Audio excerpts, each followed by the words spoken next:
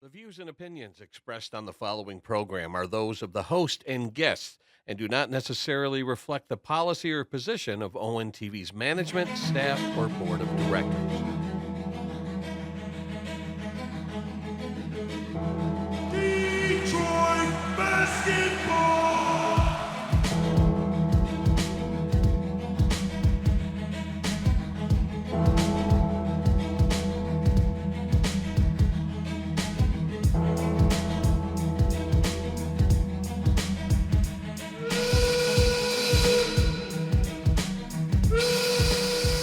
And hello and welcome into Views from the Sideline. I'm your host, Joey Tysick. Alongside me, as always, Malik Hill. And we took a little bit of a hiatus, as we do these days. Busy schedules, adult life. You know, it's weird how things happen like that. I took a little staycation. Malik's starting work back up. Yeah. Good times, huh? Listen, School's in session. getting back to the grind, The only early everyday wake ups. But the only positive that we ever take from school season starting is that it means football season has started. Now, it's been started for a while. We're already into week 3 of the NFL season starting. We're a quarter into the college football season already. Ugh, Going into week 4. that's crazy. Ridiculous. So we'll talk about the usual teams, Michigan State, and the Lions. I wanted to mention, too, the Tigers are 11 games away from their regular season ending. They have a 5.5 game lead over the Guardians at the moment. So I think they're playing the Guardians as well. Like, I want to say somebody said 5 games. Sorry for not following baseball as closely as some people, but coming down to the wire, so that should be exciting. I'm definitely going to be tuning into the postseason play for the Tigers. Since the Bally can't cut me out of that one. But, yeah, it's exciting times as usual. But college football, Malik, it's your favorite. How's it going right now? How do you feel with the college football season? I'm enjoying my watches. Just seeing teams going up and down every week. Certain teams with disappointing starts, other teams with surprising starts. Notre Dame is 0-2, but they're still like a pretty good team. They have a cupcake schedule. Well, they started with Miami is very now, improved. And, from here on out. well, yeah, it could be a cupcake schedule from now on. It would be annoying if they went 10-2 and still made the playoffs, but that's just how football is structured now. Mm-hmm. But yeah, they lost to an improved Miami and an improved Texas A&M to start the season. CJ Carr is playing well. Some close losses, so it is what it is. Yeah. Arch Manning. He's all right. What do you? He's all right. I'm happy about how optimistic you are about the whole thing. When everybody's losing their minds Well, and saying he's the most overrated quarterback in college football history, I still think he can be good, but he's off to a rough start. yeah. And It is what it is. The other thing, too, is like he is going to get a shot in the NFL, whether you like him or not. Yeah. Absolutely. And just because you're some highly touted college player doesn't mean you're going to turn into anything. Listen, 5 stars. Trevor Lawrence. 5 stars bust all the time. Well, in college he was phenomenal. Well, that's Him what. getting to the NFL is different. But I'm just saying, like, Yeah. you could be a top college player True. Yeah. and not Uh-huh. pan out, but you could be somebody like Brock Purdy, who's Mr. Irrelevant. Now, he had a pretty good college career, though, as well. Nobody saw what he is now No. coming at all. So Yeah. you just never know. And again, just having the genetic pool that Arch Manning has, Yeah. you got to imagine that, something might click. It might not either. I mean, there's plenty of in noted history that just like second generation players in families are not as successful. Yeah, some dudes, to me, it seems more mental than physical at this point. Yeah. Like he's 6'4", 215. He can move. He has a good arm, but there's accuracy. Like he's inconsistent accurately. Mm-hmm. Sometimes he doesn't see things. It seems like his confidence goes up and down throughout games. I don't know if the pressure is too much for him right now. Like starting out at Ohio State definitely wasn't good for him. Yeah. Is one of the best defenses in the country, one of the best teams in the country. He had a decent fourth quarter, but it wasn't good. Second game was all right. Third game was just straight out bad against UTEP. Like it's just up and downs right now. Yeah. And quarterback development has changed throughout time. When we were younger, guys got 2 to 3 years to develop, Right. and nobody lost their minds. Yep. Now, if you're not good from the jump as a starter, Mm-hmm.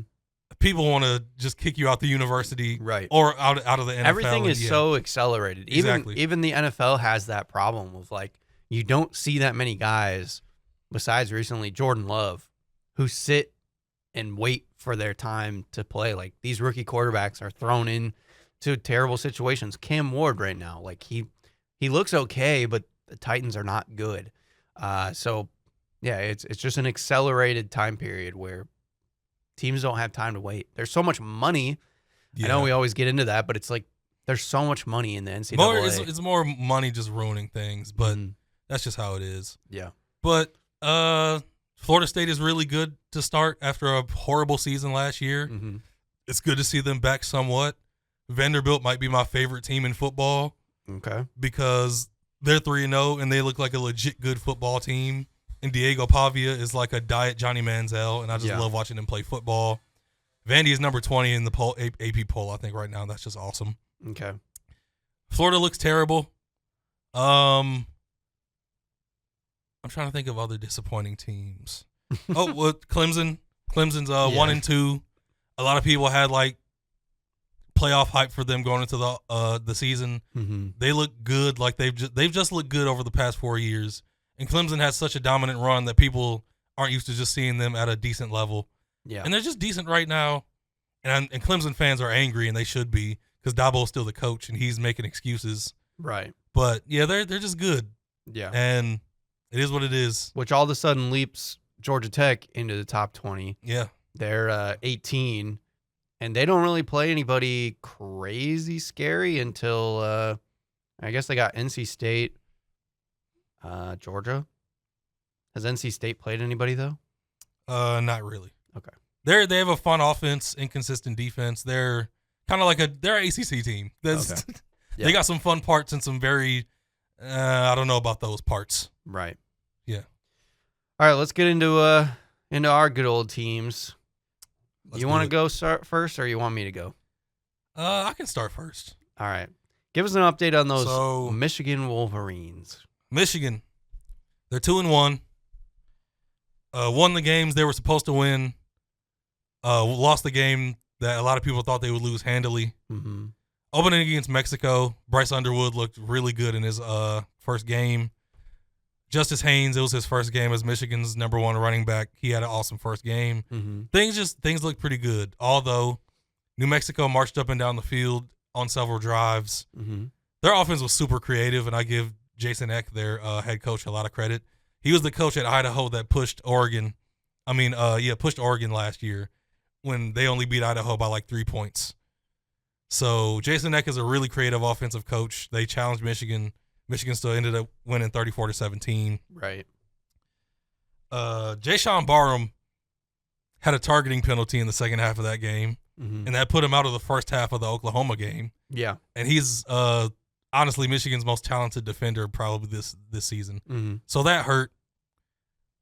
The Michigan-Oklahoma game was frustrating, to say the least. Yeah. It seemed like Sharon and the offensive coaching staff were too afraid to let it rip in that game. Mm-hmm. They were like, we don't want him to do too much. We're going to try to play it safe for the most part. And that led to a bunch of ugly, just bad screen passes Yeah. that were poorly blocked. The problem is, like, it just reminds me so much of, like, previous years for Michigan when they just, like, especially last That game year. definitely did. Yeah. But even, like, some of the time with JJ, like, let him rip. Like, Well, Bryce is this. Jim Harbaugh was never going to play that type of offense. But And- still, like, Yeah. but that's what I'm saying. Like, Sharon coming from, that regime, basically, it's like you have this top recruit. Let him sling it a little bit. Yeah. Like, come on. It was Especially very against a frustrating. top opponent. Yeah. And you're struggling already. Like Why? let him make the mistakes, even in a big, like, first time on the road against a big opponent. Yeah. Just let him make the mistakes and learn from them. Right. He went like 9 of 24. He could never get into a true rhythm. Mm-hmm. He had ups and downs, but I don't blame him for what happened in that game. I feel like the biggest problem so far are the trenches. Mm-hmm. And the D-line has no like standout dominant guy so far. They've been pretty good, but they lost Mason Graham and Kenneth Grant in the offseason. Right. They also lost the pass rusher they got drafted by the Rams.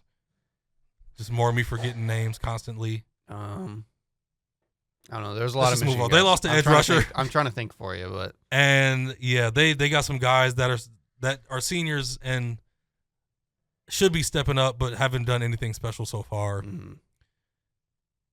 The real problem is the offensive line. Yeah. Sharon Moore is a former offensive lineman and is known for like coaching offensive lines very well. Mhm. And for the past 3 years, that part of the team has regressed. Yeah. Year after year. The recruiting has still been pretty high level for offensive line, but the development just hasn't been there for some reason. Mhm. It seems like the strength and conditioning just isn't there. A lot of times against Oklahoma, they were getting pushed back on almost every Oklahoma offensive drive. I mean, Oklahoma's front seven on defense. Mhm. We're just pushing them back constantly. They look pretty weak. A lot of times they look kind of unsure of what they were supposed to do. It looked weird seeing a Michigan O-line get bullied like that. Yeah. And it was probably the biggest red flag of the team so far. So yeah, they lost that game. Not a lot of great takeaways besides the Justice Haynes big touchdown to start the second half, where it looked like they were really still in the game, but Oklahoma was in control for the most part. Mhm. So next game, another kind of tune-up game against Western Michigan.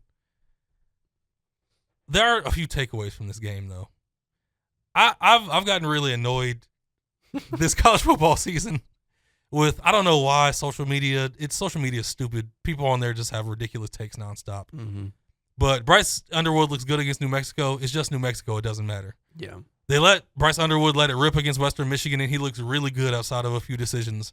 It's just Western Michigan. It doesn't matter. Like, there are takeaways from every single opponent you go against, Mhm. whether it's a small opponent or Oklahoma. There are takeaways at every single step. New Mexico, they eased him in, gave him plays to look very good, and he looked very good. Mhm. Western Michigan, they just took the training Central. wheel. Central Michigan. I'm sorry. Biff Poggi, another thing. Sharon Moore is out against Central Michigan, and he's out this weekend when they go to Nebraska. Mhm. Big on the road, Big Ten game. But they just took the training wheels off for the most part and let him work and let him let it rip. And he had a big time game. He rushed for over 100 yards, Mhm. passed for over 250. A first time a Michigan quarterback has done that since Devin Gardner. Yeah. That's high school for us. Right. It's been a while since we've heard that name. Now he's in the booth being an analyst. Mhm. He's pretty good, honestly, too. But yeah, like, he had some really impressive throws, not just like easy over the middle stuff. A very nice throw to Samaj Morgan for his first touchdown pass of the game. He had a touch pass to Hogan Hansen on the sidelines. That was a contested catch. That was right where he needed to go. Like, he made plays, Mhm. running and passing. He maneuvered in the pocket. Like I said, the O-line has been a red flag in pass pro and the running game. Now, in the second half, they dominated Central Michigan, but that's where talent comes in. Like, Yeah. there's only so much time before you play against a team like that and the levee breaks Mhm. and you start to push them around. But yeah, Justin Haynes had another really good game running the ball. Jordan Marshall got it going. He had a slow start. The receivers made a few plays. Hogan Hansen played well. Marlon Klein returned after not really playing against Oklahoma. He had a few catches. The defense made some plays. Like, once again, it is Central Michigan, but there are takeaways. There are positives. Mhm. The defense made more plays. They looked aggressive and confident. And Bryce Underwood had freedom, and he looked confident with that freedom. Yeah. So we go into Nebraska this Saturday. Biff Poggi is the coach again. There were a bunch of good jokes that, is Biff Poggi really the best coach on the team and not Sharon Moore? Right. Listen, I don't know if that's the case. I don't think that's the case. Yeah. But we will see this Saturday when they play at Nebraska what happens. I expect them to let Bryce make decisions and give him the full playbook and just let it happen. Mhm. He needs to go through those ups and downs in the Big Ten to become the player that he could become down the road. And I wouldn't understand them going backwards in this situation. Like, you saw what he can do when you take the training wheels off and let him take control. Yeah. Let him run, let him throw, let him make decisions. Because putting the ball in his hands is the best choice. Right. The O-line is the biggest red flag. You can't just ground and pound like the Jim Harbaugh era. Yeah. It has to be more of a 50-50, sometimes 60-40 with the pass game, because you can't just push a team over. With some Big Ten teams, you can. I don't know if you can with Nebraska, because they've also looked like they've improved. Yeah. So just be aggressive on both sides of the ball. Let them be confident and try to make plays. Play smart. Don't let them be stupid. But yeah, send some blitzes on defense. DBs, not too many flags, but try to make plays and let Bryce play. Yeah. This can't be another Oklahoma situation where it's screen pass, or run, then you try to go deep. Like, let him get comfortable early. Let everybody on offense get comfortable, and then just play your game and be confident. I think they can beat Nebraska. Honestly, expect them to win this game, to be honest. I don't think it takes much to get Dylan Raiola to make mistakes. The way he passes can be very inconsistent. He likes to throw off his back foot and just fling it. He doesn't put zip on his throws a lot. Like, if you put pressure on Dylan Raiola, he can crumble and he can make mistakes. So it really doesn't take much, in my opinion. Yeah. So I think Michigan can win this weekend. It could be close, but just trust the kid. That's all I ask. Yeah. Just trust him and see what happens. Because what else is the goal of this season? Right. Besides trusting him, letting him work through his mistakes, and grow as a program with Sharon in his second official season as head coach. Yeah. Like, why else would you have him here? Right. Yeah, that's what I always say. Just Yeah. let him go. You're already expecting mistakes, so why not let them happen? And in the Central game, he made a mistake. Like, after 2 or 3 great scoring drives to start the game, they go play action to start the next drive. He rolls out, chucks it deep on the run, and just throws it up in the air to a Central safety. Let him learn and make that mistake. Yeah. Just because you're rolling, just because things are going well, doesn't mean you can just go out and chuck it like you're still at Belleville. Like, you have to pay attention on this level, even against lower competition. Right. So, yeah. I'm pretty sure we agree on it. Yeah. Let the kid learn and let it rip. Yeah. Opposite side, Michigan State. The Spartans, 3-0 start.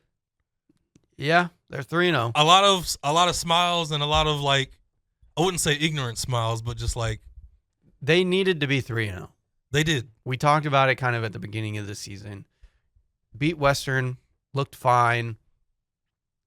Crazy double overtime game against Boston College. They looked good for a while in that game, and then that second quarter, they just let Boston College kind of take over. They had to claw their way back. The second half against Western wasn't great either. No. Yeah, they kind of just fell flat. Yeah, they haven't finished games, and I feel like that's kind of been their big problem. Boston College won 42-40. Nice to see the offense do well. And then Youngstown State just bothered me just fundamentally. You win 41-24, but you let them score 24 points. Can I bring up a name just because I want to bring his name up for the one time this football season, and we'll probably never bring it up again. Sure. Bo Brungard, Youngstown State quarterback. Yeah.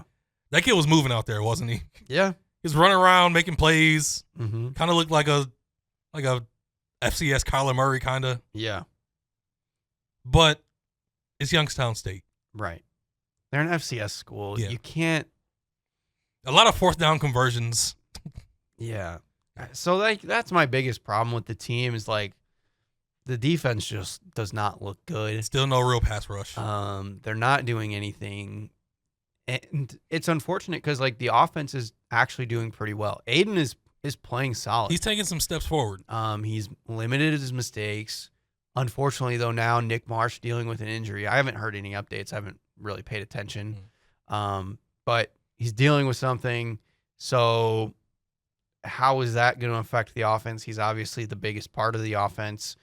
Mekhi Frazier has actually looked pretty good on the ground. I like the pairing of him and Tullis. Yeah. They another nice pairing. Well, I think Frazier came from Oregon State with the coach, and I think Frazier was a recruit. Yes. No, Tullis was a recruit. Yeah, Tullis was a recruit. I don't remember, but yeah. Yeah, Frazier came with him from Oregon State, I believe. And Yeah. so I like how they look together so far. Yeah, so he's been pretty good. He's been averaging almost 5 yards a carry. Aiden's been using his legs pretty well. Had a touchdown there. And then again, like I said, like Nick Marsh has been very solid, but Omari Kelly has also been very good for them. Yeah. He was a transfer, right? Yeah, Middle Tennessee. Yes. Him and Krishan McCray from Kent State. Right. They both made some really nice catches. Yeah. So again, like the offense has been good. Offensive line has been all right. It's not been bad. It's just I don't know. The defense just does not look good. And the team, again, like they're just not finishing game. They're not like putting people away. There's no real killer instinct. Yeah. And so to not put Western away, I mean, yes, 23-6, it's a good win. But like you said, they just didn't look as good in the second half. Boston College kind of back and forth. Probably had points where they could have put them away. Youngstown State, they just, let them keep scoring throughout the game. And like, come on, we need to get a stop here. This is Youngstown State. So now you have USC this week, and An 11 o'clock start. oh my gosh, Yes. I didn't even know that. An 11 o'clock start in the Coliseum. Holy moly, they're gonna get smoked. I'm nervous. I'm nervous.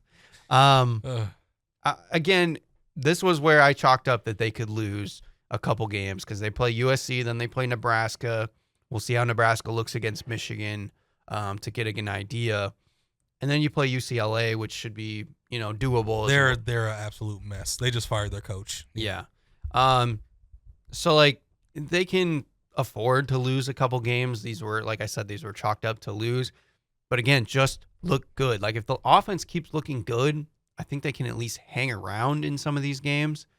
And, if Aiden doesn't make a mistake or he looks good, like, maybe anything can happen.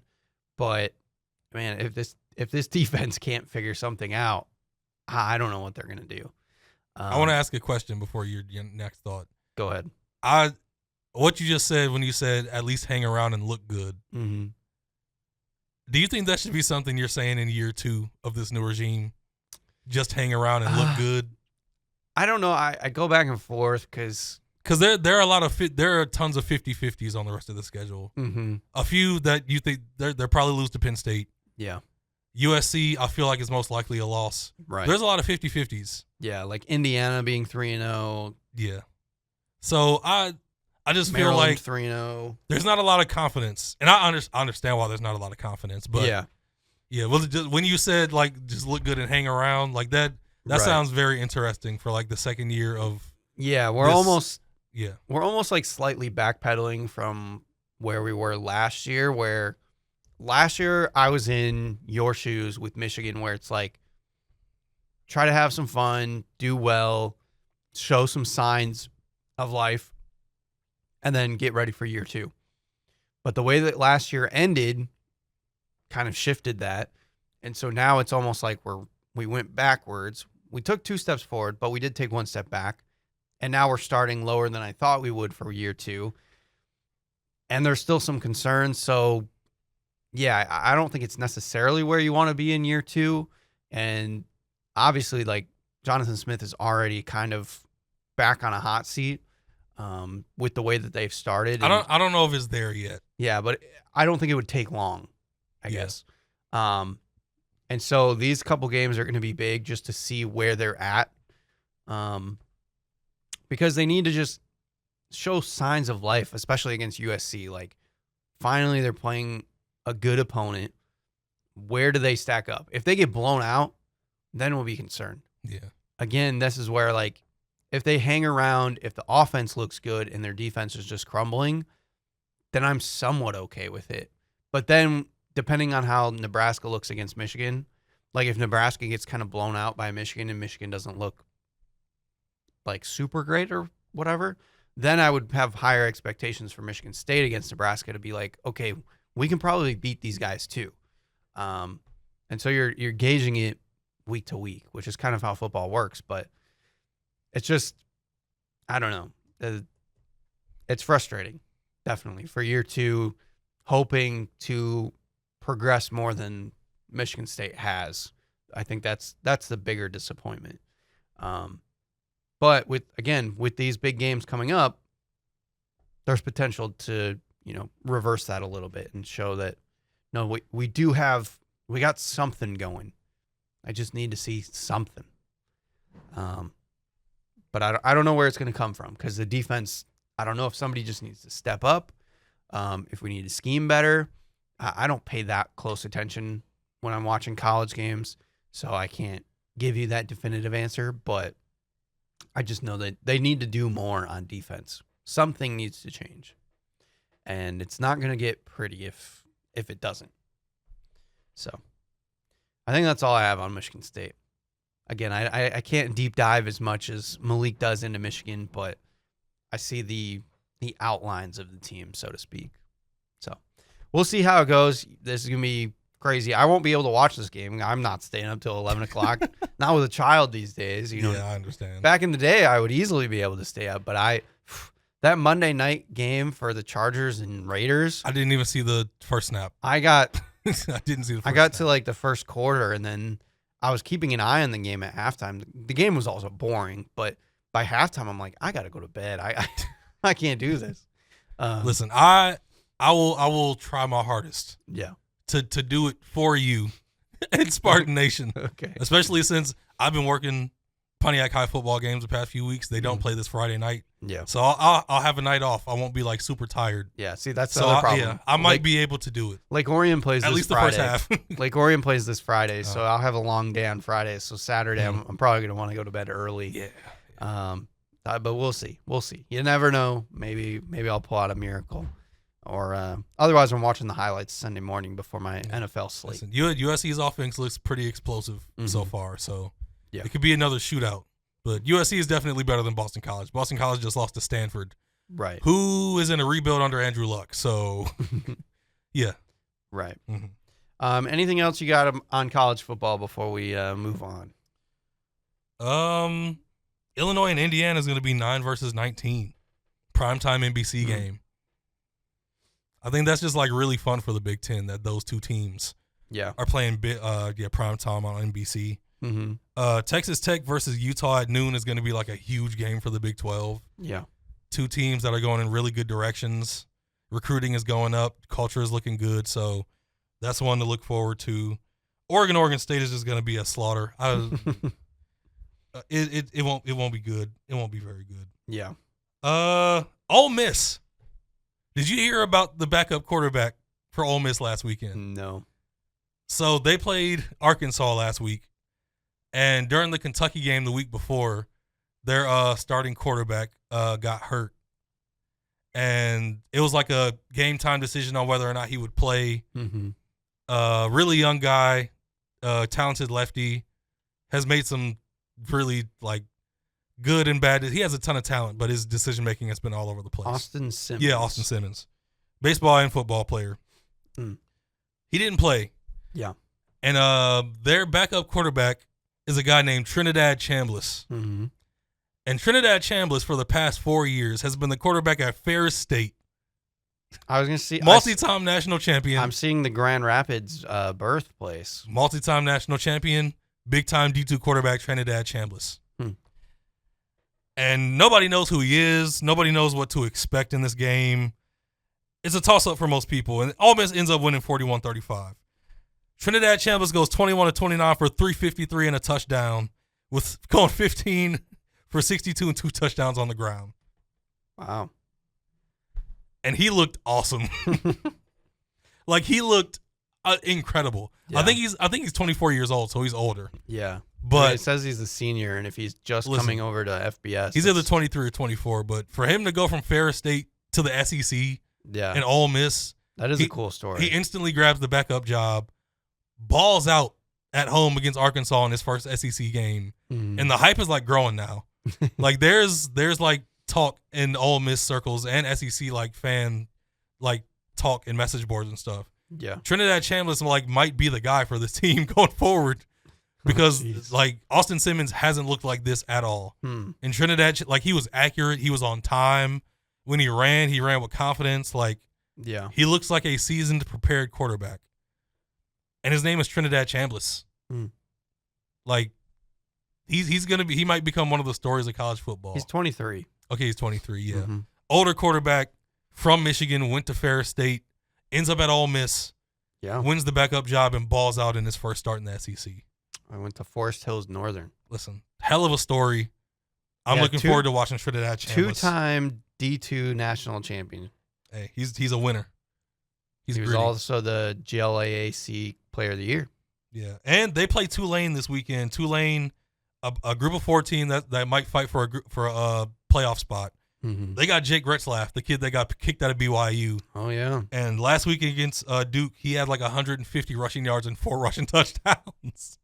So I will be tuning into Tulane versus Ole Miss for Jake Retzlaff versus Trinidad Chambliss. And I think most other people should tune in too. Wow. That's the type of stuff about college football I love, the storylines. Yeah. At Ferris State, he played in 2024. He didn't play in 2022. Or he was in 2 games, but didn't accumulate any stats or something. 2023, started 1 game, lost that game, but he threw for a bunch of yards. He had 354 yards, 5 touchdowns. I assume he got hurt. Oh, those were in that was in the he played 8 total games. Excuse me. Okay. So that 1 game wasn't all from that. But his previous year before he came over to Ole Miss, at Ferris State, he went 14-1. Threw for just under 3,000 yards, 26 touchdowns, 6 interceptions. And then he ran for 1,000 yards with 25 touchdowns. So he accounted for 51 touchdowns. As long as the kid has been healthy, he's been a baller. I can't call him kid anymore because he's just he's a few years of age away from me. But yeah, pay attention to Trinidad Chambliss. Yeah, that's a cool story. I like that. Yeah. Stepped up and balled out. Yeah. Also, shouts out to Georgia Tech and Haynes King. I love their team a lot. They beat Clemson. They could be in line to win the ACC this year and make the playoffs, and I'm looking forward to seeing them keep growing. Love Georgia Tech a lot. Go Yellow Jackets. Cool. All right, NFL. NFL season already kind of wild. Already seeing injuries amount. Already some crazy games. This last week was wild with close games. I don't know if all of the games were good per se. But they were close, which made it exciting. The first half of the day was one of the most chaotic and fun things I've ever watched, especially watching Red Zone. Yeah. It was insanity. And it was like there was a bunch of teams that like felt like they didn't want to win because they kept making mistakes, and then the other team would make a mistake. Dallas and New York, that was like, oh my God, what, 50-47 final? Let me see real quick. Or whatever that was. I don't know if the score 40-37. Yeah, 40 sorry. 40-37. 40-37. That was in overtime. The fact that the Giants lost that game it has to be depressing as a Giants fan. Yeah, Russell Wilson throwing for a career high. After that Russ bomb, I'm sure they thought it was over, but it was too much time on the clock still. Yeah, especially when you have Brandon Aubrey on the other side of the field. Easy 64-yarder. Nothing. Easy. Yeah. Just another day at the office for, Brandon Aubrey, I guess. What was I going to bring up? Oh, Daniel Indiana Jones for the Colts the Colts have done, nobody's done this in something like since the 90s. It's been a long ass time. I think there was. No punts. They've the scored, first 2 games. They've scored on every single drive. Yeah. Touchdown or field goal. This is Daniel Jones's offense that we're talking about. Imagine being a Giants fan, Joey. Yeah, imagine watching that. Yeah. And on the day that the Colts make a comeback win against the Broncos off of a penalty that they get to re-kick to kick leverage for the win. Have you ever heard the leverage call before? No, I don't think so. I guess I didn't know that that's what it's called because it was him trying to jump the line, right? I think. But I don't know. Because I heard that it was that he jumped the line. I missed it because I was watching Red Zone, so all I saw was the penalty flag out. But it's I guess it's when you're jumping over the line and you use somebody to leverage yourself. I thought it was a different penalty call, but it must be that's what they called in the moment. I was like, what is leverage? But yeah. I assume that's what it was. Because you're not allowed to jump over the line. If you touch anybody while you're jumping over the line, it's a penalty. But anyway, yeah, to see Daniel Jones beat a good Broncos team. He is a composed, calm veteran quarterback. Yeah, and a lot of people are pointing out that, he had Kevin O'Connell last year to coach him up as a quarterback, and now this year you have Shane Steichen who coached Jalen Hurts. You want to talk figure out that offense? You want to talk about confidence as a quarterback? Yeah, with those two guys, right? Yeah, so Shane Steichen's putting you in the right mold, I guess, because he's like Jalen Hurts. He's definitely a light Jalen Hurts, but he's got that mold where he can move and do things like that. He's a bigger guy, but yeah, it's wild to see. And his accurate passing, he dropped a dime to Alec Pierce. The time he has in the pocket. Yeah. He's never seen anything like this in his life. No. He had to run for his life constantly in New York. Yeah. His confidence just went up and down every year. And the other similarity too is people are like, well, he had Saquon in New York. He has Jonathan Taylor now, so he's paired up with a running back and back to being himself. So it's yes, he looks good. It's wild. Yeah. Paired also rookie tight end Tyler Warren looking really good. Yeah. Yeah, the Colts, I'm glad that I put a bet on them to win their division this year. Listen, I did it at the beginning of the season. Who knew Daniel Jones was walking into the best situation of his career? Yeah. So that's pretty cool. It's been kind of fun to watch. And then on the opposite spectrum, we just saw Joe Burrow go down with turf toe, and he's pretty much out for the season. 3 months officially, at least. So there's a chance they could bring him back, but if Jake Browning doesn't do well enough and they're out of the playoff race, they're not going to bring him back. Shouts out to the Jaguars for blowing a 3-interception Jake Browning game. Shouts out to them. Yeah, that goes with one of those games that it was a weird finish. Also, have you seen the Brian Thomas talk in the clips? Yeah. Oh my God. Yeah. I haven't seen worse receiver tape. Yeah, it's weird. Oh. Something is wrong. I mean, short arm and catches. Now he's got got a wrist injury that people think maybe is part of the cause, but that's even hard to excuse. Yeah, I don't know. It did not look good. It's hard to say because Tyreek Hill had a wrist injury last year as well, and he did not look good. So I don't know. Maybe it's a bigger thing than it is, but yeah, it was wild. And then you have New England and Miami both kick returning touchdowns back to back to end the games. Yeah. Buffalo looking dominant as always. Justin Herbert looking like the Justin Herbert that we know. Yeah. Finally. Yeah. Will it keep up? How about a Jim Harbaugh team kind of letting it fly? Yeah. And just being confident in a quarterback. I guess that's the other thing is rookie running backs are struggling right now. The class that everybody thought was going to go crazy. I don't know whether to blame it on O-lines or Ashton Genty. I feel like it's more of an O-line thing. He rarely gets open holes to run through. Right. Yeah. Marion Hampton, it's just been kind of weird. Aren't they missing? They have Rashawn Slater is there. Yeah. So that's probably part of it as well, but I don't know.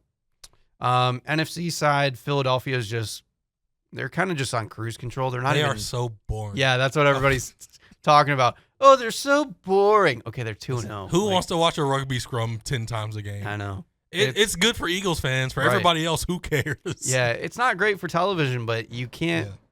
I mean, you can't hate on it when you're winning. It's unfortunate. I will say this: they're winning, and I still feel bad for AJ Brown. Yeah, I think everybody's starting to come around on that. You throw the man some balls. Yeah, he's a top 5 receiver. NFC West been kind of a toss-up. 3 of those teams are 2-0: San Francisco, Arizona, and the Rams. Seattle looking okay. Tampa Bay kind of leaving off where they've been. The Baker. Yep. Big time in big moments. Won a big game. That was the other Monday night game. Yeah. Mm-hmm. And then the NFC North. Man, Bears. We got some things to talk about. Yeah. First of all, let me get this Bears talk out of the way. Let's laugh. This is why we don't hype up teams preseason. It'll continue to happen every year, but you don't hype up the Bears in the preseason. I don't understand. There are certain franchises and teams that you do not hype up in the preseason. Listen, remember the Odell Browns on the cover of Sports Illustrated? Right. They're coming for the NFL. Yeah. Freddie Kitchens. Yeah. You just don't know what's going to happen. Crash and burn. Sure, the Bears got Ben Johnson. Yeah. And now the Bears are seeing some of the flaws of Ben Johnson. They went for a lot of fourth downs. They didn't convert very many of them. Him and Caleb Williams just don't fit. No, they're not. They don't. They're not working. Yeah. DJ Moore is, a year older. He's not looking as good. Roma Dunze kind of taking over that number one. He was like the guy. one positive of the Lions game. Yeah. The one thing. And Chicago's defense, what happened to them? Oh, my God. Yes, they have Jalen Johnson is hurt, but the Lions aren't going to feel bad about injuries on the defensive side of the ball. Disgusting. So, I mean, good for the Lions, but right. Oh, my God. Like, we thought, okay, the Bears might be a decent defense, even if their offense takes some time to ramp up, but their defense has been awful so far. And they look like a laughingstock in the NFC North already. And then Minnesota, man. J.J. McCarthy going through the ups and downs of a rookie quarterback. Ugh, that was brutal on Sunday night. That O-line, I don't know what happened. Mm-hmm. Like, he doesn't have time to get comfortable enough. Yeah. And now we're back to the Carson Wentz experience because he got hurt. So he's going to be out at least this week. I would assume it'd probably be at least one more after that. So we're going to see Carson Wentz in this offense. He's probably going to look better, to be honest. I doubt it. That's not. In moments, he might look better. Yeah. But not full any game, fault to JJ. Yeah. And then quickly, the Packers. So they look. So this is almost the opposite side of like pregame or preseason hype, but it got so elevated when the Micah Parsons trade happened, obviously. Yeah. But I still don't fully believe in like their offense. Their defense. Their offense looks very smooth. They don't look like anything insanely special. They just look smooth. I still don't understand the Jordan Love hype necessarily. Like, he looks good. I don't either. But I don't see like elite talent necessarily. He has very high level talent. Like, he can throw with the best of them. He's good, but he still makes like silly mistakes. That's why right. So that's what I'm saying. This. Like, I don't fully buy into it just yet. Now their defense has looked elite. And that pass rush, my God. Micah Parsons definitely is a difference maker for that team. So that's gonna be difficult. So that will segue us into the Lions. They kind of got trounced week 1 against the Packers. Kind of. Did not look good. The score says kind of trounced when you watch it. Yeah. The offense didn't look good. They looked discombobulated. Everybody's talked about it already. We dropped Aiden Hutchinson and Marcus Davenport into coverage at times. Yes. Like, Kelvin Shepard did not have a great debut. I don't know what the goal was there. We threw it to Jahmyr Gibbs 10 times in the backfield. I don't know. It just looked. It looked like they were forcing things. Yeah, I don't. There was nothing natural at game 2. It looked like forcing and trying too hard. Yeah. So it was rough to watch. Very disappointing when you're so excited about a new season starting and you just see your team like come up flat. I think it was really damning that Micah Parsons was clearly winded and could only play a few plays in the first half. Yeah. And every play he played, he dominated. Yeah. Like it was like this doesn't look great. And the other that O-line was clearly they have a lot of like growing to do, but that first game it just wasn't good. Right. And it's similar to kind of how you were saying about Michigan. It's like the Lions were getting destroyed in the trenches. Yeah. On both sides. Their defensive line looked bad. They had like hardly any pressures. Aiden didn't really do anything. They got 0 sacks in the game. They let Jordan Love just stand in the pocket and get whatever he wanted. The coverage was awful behind him as well. Like, guys were wide open. Wide open. Like, Matthew Golden, people are like, oh, man, is he going to be Rookie of the Year? And then, like, Romeo Doubs is wide open. Josh Jacobs was, doing his thing. You're like. They got what they wanted. You're like, what is going on? They got what they wanted, yeah. So that was disappointing. It was a rough way to start the season. And then you go into week 2 against the Bears, put up 52 points, and make the Bears look terrible. They look like the Lions. Yeah. Now, it might be because the Bears are the Bears. Yeah. But they look like the Lions again. Right. The fans needed it. They needed it. Yes. Everybody needed that. It was just a nice It was a breath of fresh. It was. Yeah, breathe. Yeah, breath of fresh air. Yeah, and it was a home game, so you knew they were going to definitely play better, obviously.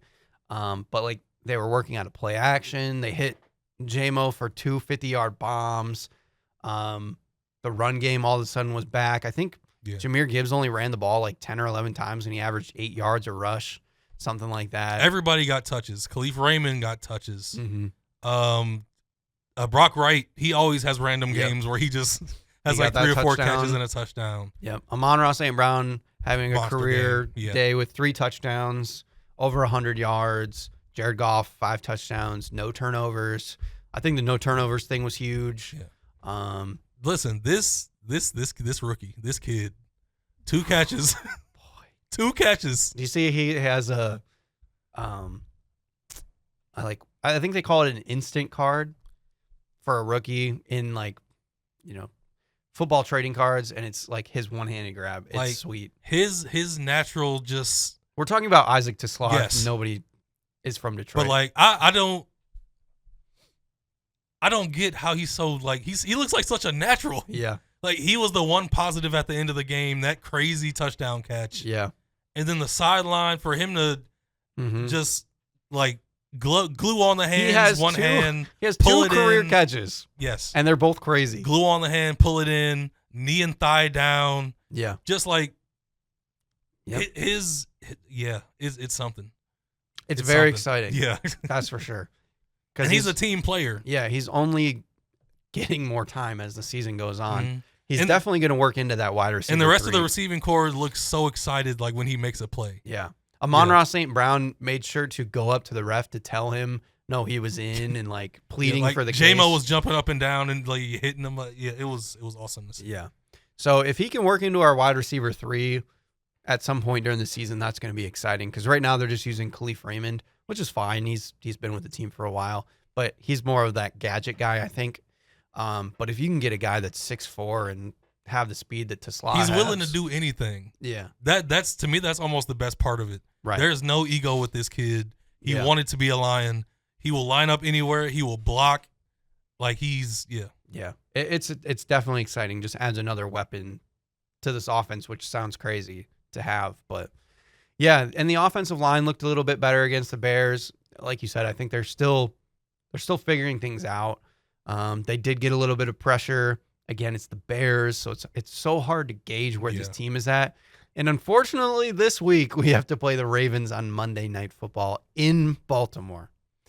Before you get to that, I want to ask you a question about the defense. Yeah, go for it.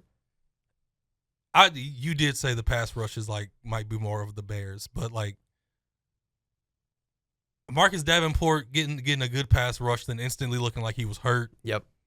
We don't know about that injury still. Yeah. So we don't know what his teams keying in on Hutch so much. Mm-hmm. He doesn't get a sack until the second half. It was good to see it. Seeing the crowd go crazy the way they did was awesome, and him blowing kisses to the crowd. Right. But like, Muhammad gets a good sack on the power rush. Mm-hmm. Do you think it'll be a concern throughout the season consistently? Yes. Okay. Yeah, I'm concerned about it.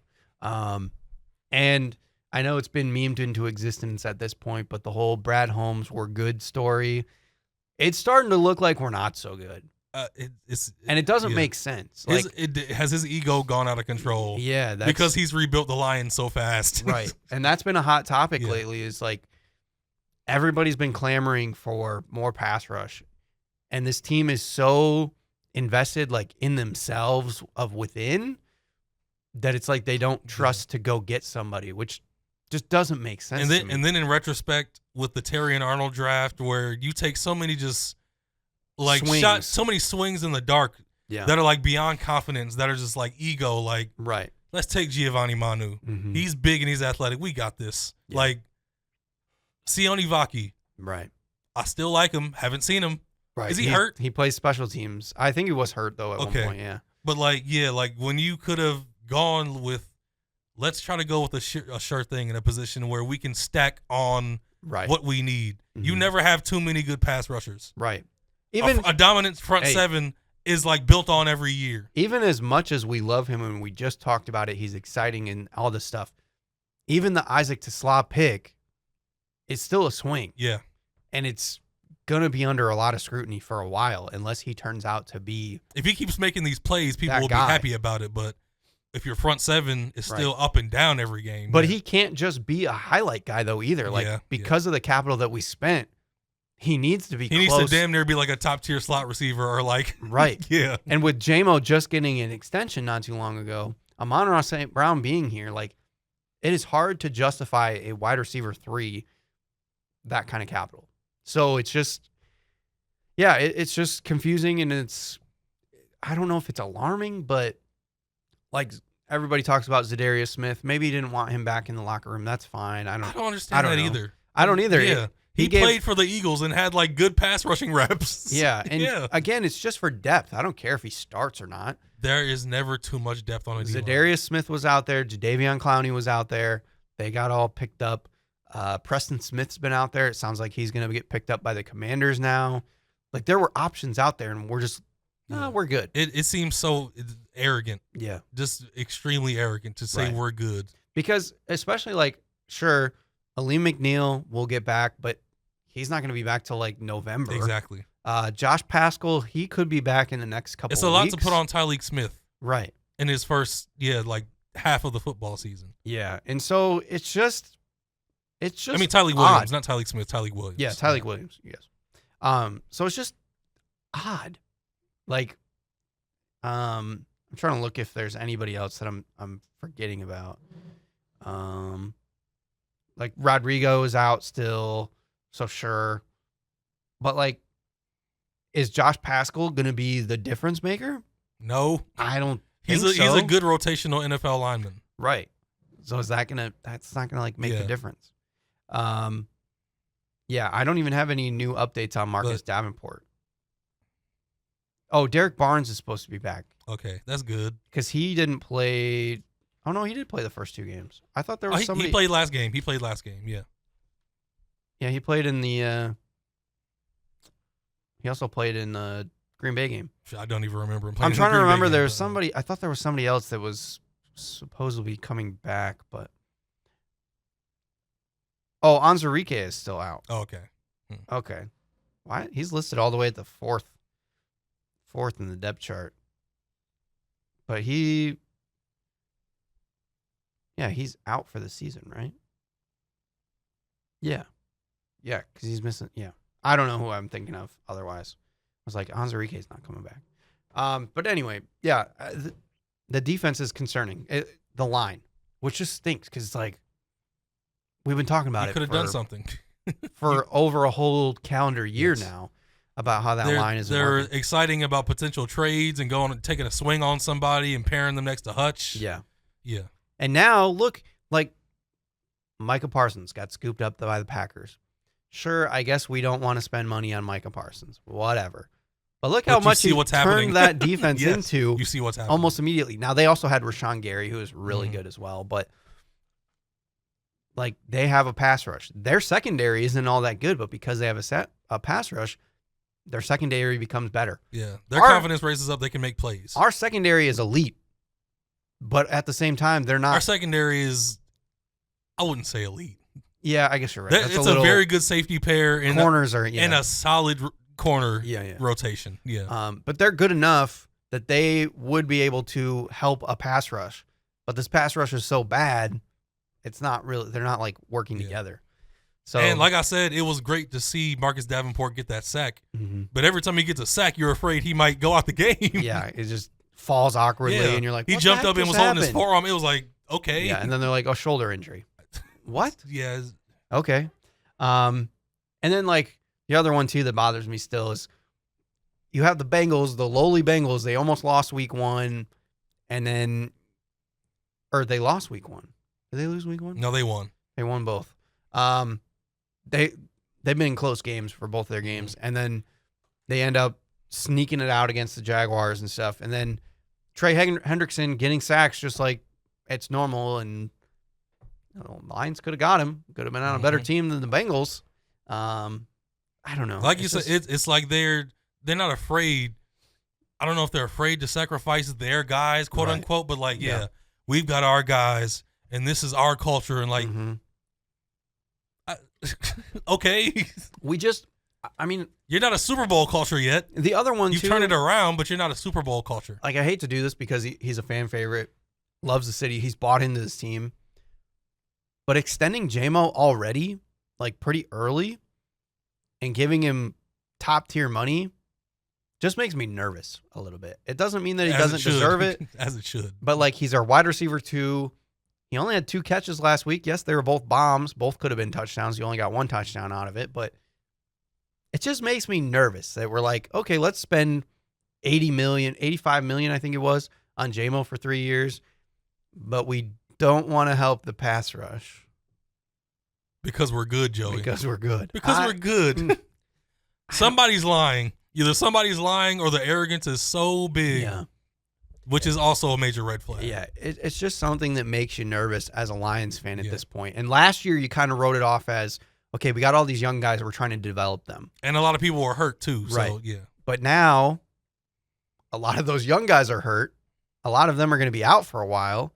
We brought back the guy that got hurt early on in the season last year, Marcus Davenport, and has already gotten hurt again. And yes, I get he's frustrated that he's injury prone. But like, for him to like, I don't know if you've seen some of his interviews. He kind of back talks reporters because they always ask, well, Marcus Davenport? Yeah. I mean, I can understand his frustration because like he can't control it. And the so fans, if you keep asking me, like, yeah, it's nothing I can really do about it. Like, Right. it's just what he deals. What and he the deals fans with. get frustrated with it. So it's just a frustrating situation overall. Yeah, But to not address it or get depth, like, exactly. I don't know. It just doesn't sit right. The team that just won the Super Bowl is absolutely dominant in their front 7. Right. And They went- had their best corners were rookies, basically. Yeah. And they decided, we're going to go get Zadarius Smith. Why not? Sure. He's available. Add on. We'll give him a try. Yes. Just for depth. Yes. And what happened? Jalen Carter got ejected game 1. Not that they didn't have Zadarius Smith then, but Jalen Carter got ejected and they had depth so they could deal with it. So I don't know. It's frustrating, and we'll see what happens. Again, they got the Ravens this week, so this is a huge game. It's not a game I expect them to win. Their record against Baltimore is bad. Not good. But again, this is similar to like Michigan State. Just show that you can hang around. If their offense can compete, because Baltimore's defense, as good as people think it is, it gives up a lot of points. We saw them give up 41 to the Bills in week 1. So they're not like dominant like Ravens in the past. But their offense is really good too. You got to guard Derrick Henry. I think the Lions can actually stop Derrick Henry. Lamar Jackson, though, they are not good against him. And the one time they almost beat him, 68-yard field goal? Yep. Yeah. Luckily, Yeah. Justin Tucker's out of the league, so we don't have to worry about that. Yeah. But, yeah, I don't know. Monday Now, night, it's going to be fun. I will say the schedule, this might be like their best part of the schedule coming up after the Ravens. Mm-hmm. Especially now that Like- Joe Burrow's hurt, too. You got Cleveland at home. Yep. You go to Cincinnati, Jake Browning in a horrible defense. You cannot lose that game. You play it in Kansas City. They're not scary right now. No. There's nothing to be afraid of. Baker can scare you because he always keeps his team in there, but Mm-hmm. you can play with the Buccaneers. Yep. Vikings, J.J. McCarthy, They even look like if he they're a mess plays, now. he goes with the ups and downs of a rookie quarterback. Mhm. If you're playing Carson Wentz, it only takes a few They plays. got to win. Commanders, they look solid so far. Right. But they And haven't then- looked scary. But listen, and then you play the Eagles, and then you play the Giants. Mm-hmm. You have 6. You could go like 6 out of 8. Yeah. In the next 8 games, you could go 6 out of 8. Yeah. The only thing I'll say is it puts more pressure on those games because they become like Must must wins. wins. But- Whereas like the Bengals Yeah. before, you're like, they might lose to the Bengals. Now it's like you have to beat Jake Browning. Yes, their offense is still going to be good, but he makes enough mistakes. You have to win that game. So there's a window for the Lions to have a good stretch right here and Right. keep gaining confidence. Yep. So we'll see. But a little bit nervy. This next test against the Ravens on Monday is the big one. But that's all the time we have. So hopefully we'll be back in another 2 weeks. Hopefully we'll get back to our regular schedule of every 2 weeks. And we'll go over everything, give some updates on where these teams are, because Michigan State, they're going to have some tough games in between here. Lions have that Ravens game. So we'll have a bigger litmus test of where they're at. But this has been Views from the Sidelines, and we'll see you guys next time.